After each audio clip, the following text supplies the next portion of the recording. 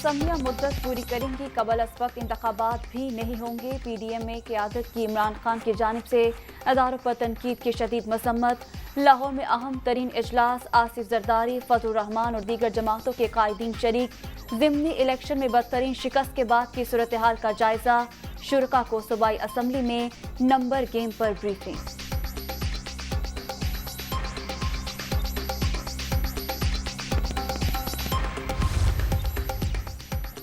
इमरान खान अदलिया के कंधों पर चढ़कर आइन से छेड़छाड़ की कोशिशों में मसरूफ।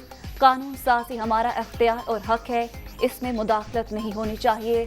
अदालत उस्मा का फुल बेंच आर्टिकल 63A की अदालती तशरीफ पर नजरसानी अपील की, जल्द अज जल्द समाअत करे। ख्वाजा साद रफीक की प्रेस कॉन्फ्रेंस।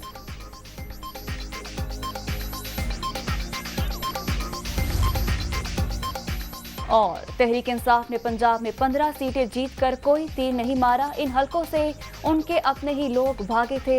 इमरान खान अनोखा लाडले, सब जानते थे वो मजीद इक़्तिदार में रहे तो मुल्क दिवालिया हो जाएगा। मियां इफ्तिखार और अकरम दुरानी की तनकीद।